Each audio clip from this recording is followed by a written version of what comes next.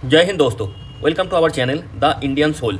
और मेरा नाम है शुभो और आज हम लोग Karnataka transparency in public procurements act यानी KTPP एक्ट के ऊपर बात करेंगे। रिसेंटली कर्नाटक के जो KTPP एक्ट है इसके ऊपर अमेंडमेंट हुआ है और अमेंडमेंट में क्या बोला गया है, उसमें ये बोला गया है कि reservation for Muslims in public contract यानी कर्नाटक स्टेट गवर्नमेंट के द्वारा जितना भी पब्लिक कॉन्ट्रैक्ट के लिए जितना भी काम होगा उतना भी government contract Karnataka state government निकालेंगे, उनमें से 4% कॉन्ट्रैक्ट किसको दिया जाएगा, मुस्लिम कॉन्ट्रैक्टर जो है यानी मुस्लिम ठेकेदार जो है उनको 4% काम दिया जाएगा। ये मुस्लिम लोगों के लिए रिजर्व कर दिया गया है। यही अमेंडमेंट कर्नाटक के जो स्टेट गवर्नमेंट है उन्होंने इस एक्ट के अंदर अभी कुछ दिन पहले किया है। तो इसी को लेके कर्नाटक के जो विधानसभा है उसके अंदर ये रूलिंग पार्टी यानी कांग्रेस की रूलिंग पार्टी जो कर्नाटक के अंदर स्टेट गवर्नमेंट चला रहा है उनके साथ जो अपोजिशन लीडर्स हैं जो कि बीजेपी के हैं और भी बाकी पार्टियों के हैं उनके साथ ये मतभेद हुआ है। तो अब ये इस जो रिजर्वेशन हुआ है इसके बारे में थोड़ा सा जानते हैं। इस रिजर्वेशन में क्या लिखा है, 4% ऑफ कॉन्ट्रैक्ट रिजर्व, जितना भी गवर्नमेंट कॉन्ट्रैक्ट होगा उसमें से 4% कॉन्ट्रैक्ट मुस्लिम ठेकेदारों के लिए रिजर्व कर दिया गया। अब कौन से कॉन्ट्रैक्ट होगा, अगर सिविल वर्क हुआ यानी मान लीजिए ब्रिज कंस्ट्रक्शन हो गया, रोड कंस्ट्रक्शन हो गया, इन सारे के ऊपर जो जितना भी अप टू 2 करोड़ का जितना भी प्रोजेक्ट होगा उनमें से 4% मुस्लिम लोगों को दिया जाएगा। और क्या है, और है गुड्स एंड सर्विस प्रोक्योरमेंट। मान लीजिए किसी गवर्नमेंट हॉस्पिटल को मेडिकल इंस्ट्रूमेंट चाहिए तो किसी मुस्लिम ठेकेदार उसको सप्लाई करेगा, तो उसके लिए अगर 1 CR तक यानी 1 करोड़ तक अगर कॉन्ट्रैक्ट हुआ तो उसमें से 4% किसके लिए रिजर्व होगा, मुस्लिम ठेकेदारों के लिए। ठीक है, ये कॉन्सेप्ट समझ में आ गया। तो ये चीज़ जो अभी फिलहाल के टाइम में जो कर्नाटक के जो चीफ मिनिस्टर है सिद्धारमैया, उन्होंने 2025-26 का जो बजट उन्होंने पेश किया 7 मार्च को, उन्होंने उसी टाइम ये बात उन्होंने बोला। उसके बाद से ही विधानसभा के अंदर, कर्नाटक विधानसभा के अंदर ये जो मतभेद है ये शुरू हो चुका है। अब देखेंगे रिसेंट सिनेरियो क्या है। रिसेंट सिनेरियो ये है कर्नाटक के अंदर अगर सिविल वर्क के ऊपर अगर रिजर्वेशन देखें हम लोग तो उनमें SC/ST वालों के लिए 24% रिजर्व है। फिर OBC कॉन्ट्रैक्टर के लिए कैटेगरी 1 के लिए 4%, कैटेगरी 2A के लिए 15%, और अभी अमेंडमेंट होकर मुस्लिम लोगों के लिए 4% कर दिया गया है मुस्लिम लोगों के लिए।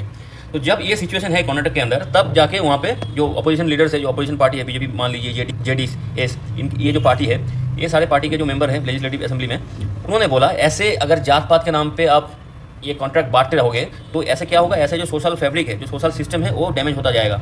लोगों के अंदर ये जात पात का भाव और ज़्यादा आएगा और ये जो सोशल फैब्रिक है ये ख़त्म हो जाएगा और हारमोनी जो लोगों के अंदर, जो रिलीजियस सोसाइटी के अंदर जो रिलीजियस हारमोनी है वो भी खत्म हो जाएगा।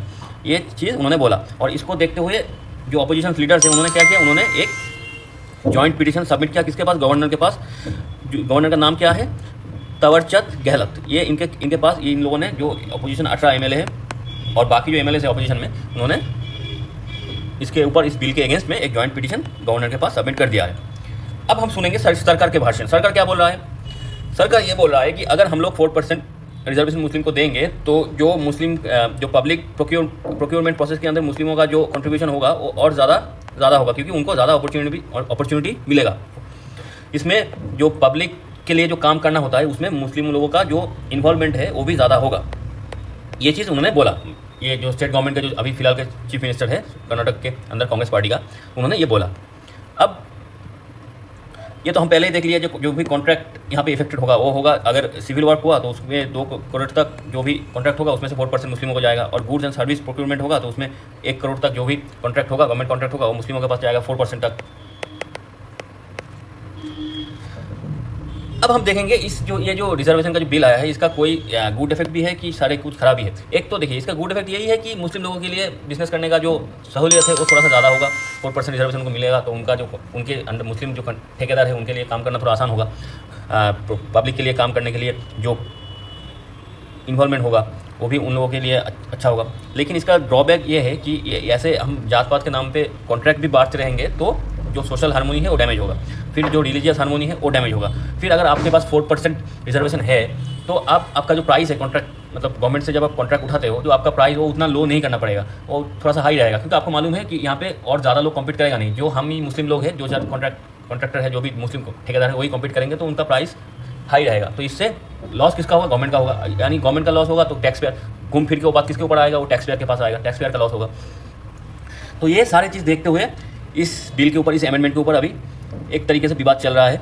अभी सामने जाके इस टॉपिक के ऊपर अगर कोई अपडेटेड न्यूज़ आएंगे तो उसके ऊपर भी हम वीडियो बनाएंगे। तो आज का वीडियो इतना ही। अगर आप लोगों को इस वीडियो को पसंद आया तो इस चैनल को आप लोग सब्सक्राइब कर दीजिए और बेल बटन को प्रेस कर दीजिए, और जितना हो सके इस वीडियो को लाइक कीजिए और अपने दोस्तों के साथ शेयर कीजिए। आज के लिए इतना ही। Thank you. जय हिंद। Good bye.